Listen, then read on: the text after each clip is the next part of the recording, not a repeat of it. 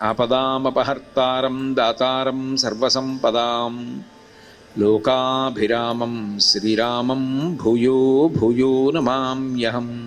ఇవాళ పరమ పవిత్రమైనటువంటి శ్రీరామనవమి తిథి.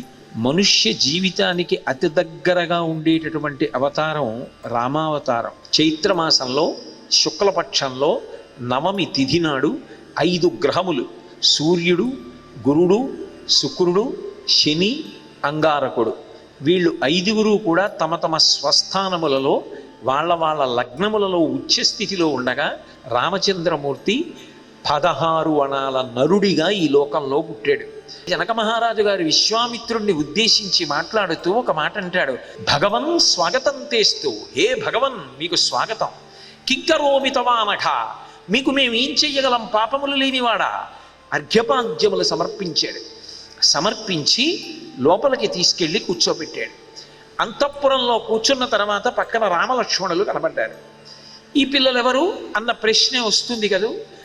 ముందే విశ్వామిత్ర మహర్షి చెప్పారు, వీళ్ళిద్దరూ దశరథ మహారాజు గారి కుమారులు, నాతో సిద్ధాశ్రమంలో యాగ సంరక్షణం చేయడానికి వచ్చారు. ఈ పిల్లలిద్దరూ కలిసి నాతో పాటు మిథిలా నగరానికి వచ్చారు. ఓ జనక మహారాజా, మీ వంశంలో 6వ వాడైనటువంటి వాడు దేవరాతుడు. ఆ దేవరాతుడి దగ్గర పరమశివుడు తాను పట్టుకునేటటువంటి ధనస్సుని న్యాసంగా ఉంచాడు. శివధనస్సు అంటే అది మామూలు మాట కాదు కదా, అది పినాకము అంటారు. ఆయన పట్టుకునే ధనస్సు అంటే అలా ఉంటుంది. దాన్ని న్యాసముగా నీ ఇంట ఉంచాడు. మీ వంశం వాళ్ళందరూ కూడా దాన్ని పూజ చేస్తూ పూజా మందిరంలో ఉంచారు. క్షత్రియ పిల్లవాడు కదా, ధనస్సు అంటే చాలా ఇష్టం. ఏది ఒక్కసారి చూపించు. ఏతద్దర్శయ భద్రంతే కృతకామం నృపాత్మజౌ దర్శనాదస్య ధనుషో యథేష్టం ప్రతియాస్యత. ఆ ధనస్సు చూస్తే ఈ పిల్లలిద్దరూ సంతోషించి వెళ్ళిపోతారయా ఇంటికి. మనసులో మాట వేరు. ఆ ధనస్సు చూడడం జరిగితే రాముడు సీతాసహితుడై, లక్ష్మణుడు ఊర్మిళా సహితుడై, భరతుడు మాండవీ సహితుడై, శత్రుఘ్నుడు శృతకీర్తి సహితుడై వెడతారు. హే బ్రహ్మన్, మీరు అడుగుతున్నారు ఆ ధనస్సు రామలక్ష్మణులకి చూపించమని. ఒకవేళ చూపించిన తర్వాత క్షత్రియులు కదూ ధనస్సు ఎక్కువ పెడతామంటారేమో. ఒకవేళ నిజంగా వీళ్ళిద్దరూ ధనస్సుని ఏ ఒక్కడైనా ఎక్కువ పెట్టగలిగితే, యద్యస్య ధనుషో రామః కుర్యాత్ ఆరోపణం మునేహే సుతాం అయోనిజాం సీతాం దద్యాం దశరథేరహం. ఎంత అతిశయంతో చెప్పాడో జనకుడు. నా కుమార్తె ఆ సీతమ్మ, నేను నా కుమార్తె అయినటువంటి సీతమ్మని యద్యస్య ధనుషో రామః కుర్యాత్ ఆరోపణం మునేహే.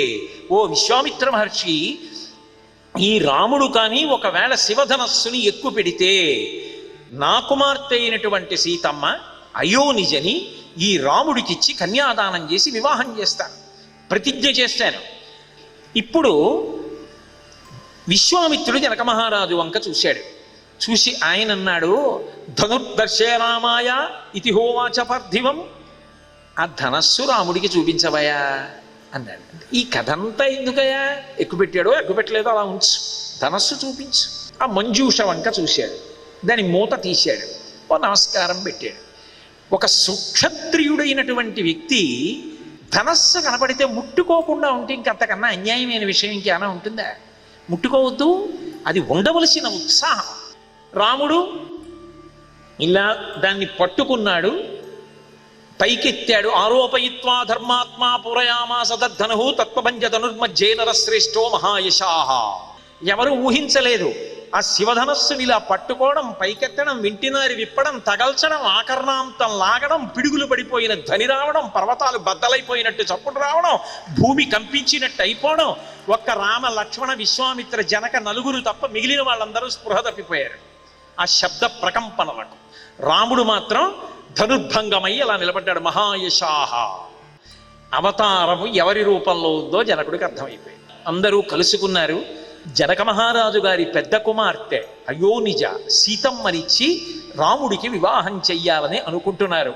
పెద్దలకు అందరకు అంగీకారమేనా? వశిష్ఠ, వామదేవ, విశ్వామిత్ర, జాబాలి, కాశ్యప, మార్కండేయ, శతానందాది మహర్షులందరూ లేచి నిలబడి ఈ 2 వంశములు వియ్యవందడానికి పరమ అనుకూలమైనవి, యోగ్యమైనవి, అర్హత పొందినవి కాబట్టి వివాహాన్ని నిశ్చయం చేద్దాం. వివాహానికి అందరూ కలిసి ఇక పీటల మీదకి ఎడుతున్నారు. వివాహం ప్రారంభమైంది, సుముహూర్త వేళ అయింది. అందుకే జనక మహారాజు గారు రాముణ్ణి పిలిచి అన్నాడు, ఓ రామ, ఈమె నా కుమార్తె సీత, అయో నిజ, నా కడుపున పుట్టలేదు, కానీ నన్ను తండ్రిగా సత్కరించింది, నా కుమార్తె అని చెప్తున్నాను. ఇయం సీత మమసుత సహధర్మచరీతవా. ఏదో నువ్వు పట్టుకునే బాణంలా నీకు ఇవ్వట్లేదు, నీ ధర్మాన్ని కాపాడడానికి ఇస్తున్నాను. సహధర్మచరీతవా ప్రతీచ్ఛ చైనాం భద్రం తే పాణిం గృహీష్వ పాణినా. ఆమె నీతో పాటుగా ధర్మంలో కలిసి నడుస్తుంది. నీ పాణి చేతిని చాపి ఈమె చేతిని పుచ్చుకో. అలాగే కష్ట సుఖాలలో నీతో పాటు నీడలా నిన్ను అనువర్తిస్తుంది. నా కుమార్తెను నీకు ఇస్తున్నాను, స్వీకరించమన్నాడు. అగ్నిహోత్రాలకి 3 మాటలు ప్రదక్షిణం చేశారు, గురువులకు ప్రదక్షిణం చేశారు, మామగారికి తండ్రి గారికి ప్రదక్షిణాలు చేశారు. ప్రదక్షిణం చెయ్యడం అనేటటువంటిది అంత ఉత్తమమైన సంప్రదాయం. ప్రదక్షిణం చేసి నమస్కారాలు చేసి ఆశీర్వచనం పుచ్చుకున్నారు. అలా సీతారామ కళ్యాణ ఘట్టం పూర్తయింది. సీతారాముల యొక్క అన్యోన్య దాంపత్యం పరమాద్భుతం.